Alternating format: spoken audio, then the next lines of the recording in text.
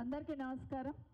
వేదిక మీద ఉన్న గౌరవనీయులు ఈరోజు ఈ మండల్ పార్టీ అధ్యక్షులు నరసింహరావు గారికి, సభ అధ్యక్షులు, అదేవిధంగా ఈరోజు ఈ కార్యక్రమానికి ముఖ్య అతిథిగా విచ్చేసిన సోదరులు గౌరవనీయులు ప్రవీణ్ కుమార్ గారికి, అదేవిధంగా అవినాష్ రెడ్డి గారికి, మీ జెడ్పీటీసీగా మీ మధ్యలో ఉంటూ ఒక్కరోజు ముందు టైం తీసుకున్నాను. నా దగ్గర ఒక్కరోజులోనే ఇంత పెద్ద ఎత్తున ఏర్పాటు చేసినందుకు అవినాష్తో పాటు అందరికీ కూడా, వేదిక మీద ఉన్న వాళ్ళందరికీ, అదేవిధంగా వేదిక మీద ఉన్న దేశమల్ల ఆంజనేయులు గారికి, వేదిక మీద ఉన్న గౌరవ ఎక్స్ జెడ్పీటీసీలు, మార్కెట్ కమిటీ చైర్మన్స్, మాజీ సర్పంచ్లు, ఎంపీటీసీలు, పార్టీ గ్రామ శాఖ అధ్యక్షులు అందరు కూడా పార్టీ జెండా బట్టి గులాబీ కండువా మెడల్ వేసుకొని పనిచేస్తున్న ప్రతి ఒక్కరికి, వారితో పాటు ఫస్ట్ టైం మా బాబు మాట్లాడిండు, మా కన్నకి, వారితో పాటు పత్రిక అండ్ మీడియా సోదరులకు కూడా అందరికీ నమస్కారాలు. ఎక్కువ టైం తీసుకొని ప్రవీణ్ గారు మాట్లాడినారు.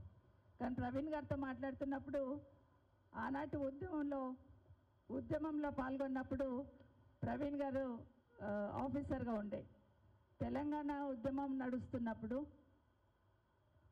ఉస్మానియా యూనివర్సిటీలో పిల్లల మీద లాఠీచార్జ్ జరగొద్దంటే, ఉస్మానియా యూనివర్సిటీలో ఉన్న పిల్లల అంబిషన్ అంటే ఆకాంక్ష అర్థం చేసుకోవాలంటే తెలంగాణ వాదం ఉన్న ఆఫీసర్ అయితే బాగుంటుంది అన్నప్పుడు ప్రవీణ్ గారిని చూస్ చేసుకున్నాం. ఒక్కసారి ప్రవీణ్ గారిని అక్కడ ఇన్ఛార్జ్గా పెట్టిన తర్వాత ఇంకా 2-3 సంవత్సరాలు ప్రశాంతంగా ఉన్నాం. ఎందుకంటే ఉద్యమం నడిచింది. అదేవిధంగా ఎక్కడ ఎవరికి ఒక దెబ్బ తగలకుండా కూడా చూసుకున్నారు. ఈరోజు ప్రవీణ్ గారు కూడా మన పార్టీలోనే ఉండడం నిజంగా చాలా సంతోషం. వారితో పాటు ఇక్కడికి వచ్చిన మా అక్క చెల్లెళ్ళకి, అన్న తమ్ముళ్ళకి అందరికీ నమస్కారాలు. షాబాద్ అనగానే పట్నం కుటుంబానికి ఎంత ముఖ్యమో ఇందిరారెడ్డి గారికి అంత ప్రేమ ఉండేది. షాబాద్ అంటే వాళ్ళ అల్లుళ్ళ మీద ఏమనలేని ప్రేమ ఉండేది. అల్లుళ్ళ మీద ప్రేమ షాబాద్ మీద ఏర్పడిపోయింది ఎట్లయినా. సో షాబాద్ అనగానే చేవేళ్ళలో లేకపోయినా కూడా షాబాద్ అంటే నాది అన్నట్టు ఇందిరారెడ్డి గారు ఉంటుండే.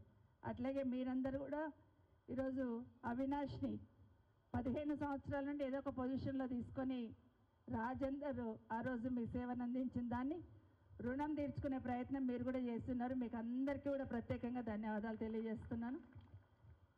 అట్లాగే అవినాష్ కూడా మీకు మధ్యలో ఉండి పనిచేసే ప్రయత్నం చేస్తున్నాడు. అలాగే భవిష్యత్తులో కూడా ఇంకా ఎదగాలని మనస్ఫూర్తిగా కోరుతా ఉన్నాను, వేదిక మీద ఉన్న అందరితో పాటు. అయితే ఎక్కువ మాట్లాడాను ఎందుకంటే ప్రవీణ్ గారు చాలా విషయాలు చెప్పారు. ఇప్పుడు వస్తూ ఉంటే చిట్టీలు పట్టుకొని పోతున్నారు. ఏం చిట్టీలు అని అడిగాను ఇప్పుడే. అంటే యూరియాకి చిట్టీ పట్టుకొని అమ్మలందరూ అటు పోతూ ఉన్నారు. అంటే గతంలో కేసీఆర్ ఉన్నప్పుడు ఎట్లా ఉండే, ఇప్పుడు ఎట్లా ఉంది అనేది ప్రతి ఒక్కరు ఈరోజు ఆలోచించుకుంటున్నారు. కేసీఆర్ గారు ఉన్నప్పుడు నెలకి ఒక్క రోజన్నా గంట రోజంతా కూర్చుంటుండే. వర్షం మొదలు కాకముందంటే ఎండాకాలం ఉన్నప్పుడే మేలోనే మీటింగ్ పెట్టి మాకందరికి చెప్తుండే, ఎండాకాలం అయిపోగానే చినుకులు పడంగానే రైతులకు ఇబ్బంది లేకుండా చూసుకోవాలి, ఎరువులు ఎట్లా ఉన్నాయి, షాబాద్లో ఎన్ని ఎకరాలలో ఏం పంట వేస్తారు, ఎంతమందికి ఎన్ని సంచుల యూరియా కావాలా, ఇదంతా కూడా ముందే లెక్క చూసుకోండి అని చెప్పి అవన్నీ పెట్టుకుంటుండే. కానీ ఈరోజు ఎట్లా ఉందంటే ఎక్కడ పోయినా యూరియా కోసం 2 నెలల నుండి ఏడుస్తూ ఉంటే ఈ ప్రభుత్వానికి కనీసం కనిపించట్లేదు, మాట్లాడడం కూడా సిద్ధంగా లేరు. కొంతమంది మంత్రులు అంటారు పడేసిన చెప్పులన్నీ ఏడుకొచ్చి లైన్లో పెడుతున్నారు, అక్కడ రైతులు ఏడున్నారు అంటున్నారు. కొంతమంది మంత్రులు అంటారు అక్కడ యూరియా ఉంది కానీ ఎక్కువ కొనుక్కొని పోతున్నారు అంటున్నారు. ఇప్పుడే ప్రవీణ్ గారు చెప్పినట్టు నిన్ననే ఒక దగ్గర రైతులందరూ కూడా ఎక్కడైతే యూరియా వాళ్ళ ఇండ్లలో పెట్టుకున్నారో, ఎక్కడైతే బ్లాక్ మార్కెట్లు అమ్ముతున్నారో వాళ్ళని పట్టించున్నారు. దాన్ని మాత్రం పట్టుకుంటలేరు. కానీ ఏదైనా కూడా కేసీఆర్ గారు పార్టీ చేస్తుందంటారు తప్పిస్తే దాని వెనకాల ఉన్న కష్టం ఏందని ఆలోచిస్తలేరు. ఈరోజు ఇంతమంది అక్క చెల్లెళ్ళు ఉన్నారు. ఇక్కడ మాటకు ముందు రేవంత్ రెడ్డి ఏం చెప్తున్నాడు, లేడీస్ కనిపించగానే ఏం చెప్తాడమ్మా మీరే చెప్పాలి.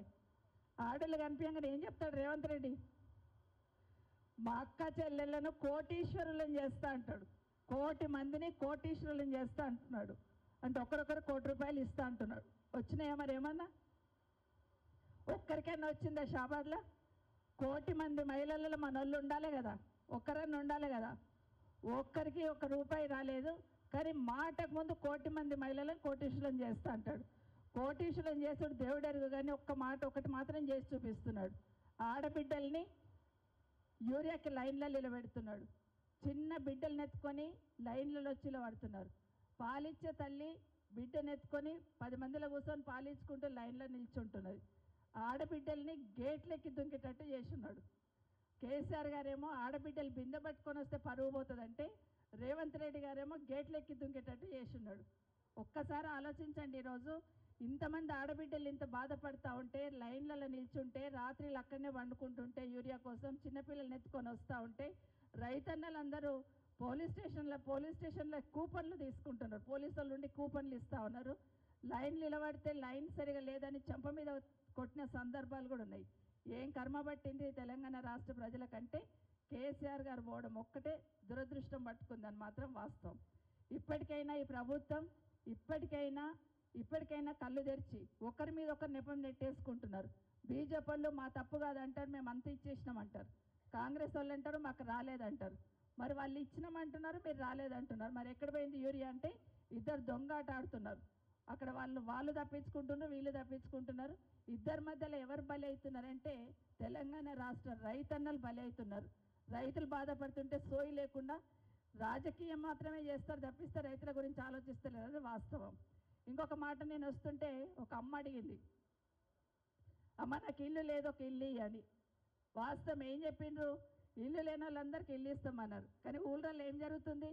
కాంగ్రెస్ వాళ్ళు ఎవరుంటే గాళ్ళకే ఇల్లు రాసుకుంటున్నారు. అవునా కాదా? రాకపోతే మీరు రండి ఇస్తామంటున్నారు తప్పిస్తే పేదోడికి గుడిసె కింద ఉన్నాడు కదా ఇయ్యాలని ఆలోచన రాలేదు. గాంధీ భవన్కి వెళ్ళి ఇల్లు ఇస్తున్నాం అన్నట్టు కాంగ్రెస్ కండువాలు వేసుకొని ఊళ్ళల్లో ఎంత రాజకీయం చేస్తున్నో మనం చూస్తున్నాం. తప్పకుండా ఇంకొక 2 సంవత్సరాలు అయిపోయింది, ఇంకో 2 సంవత్సరాలు అయితే మళ్ళీ కేసీఆర్ వస్తాడు. ఖచ్చితంగా ప్రతి ఒక్కరికి ఇప్పుడు ఎవరినైతే అవమానిస్తున్నారో వాళ్ళందరికీ కూడా మళ్ళీ దగ్గరుండి ఇల్లు కట్టించే బాధ్యత అవినాష్ చూసుకుంటాడని కూడా మీకు అందరు తెలియజేస్తున్నా.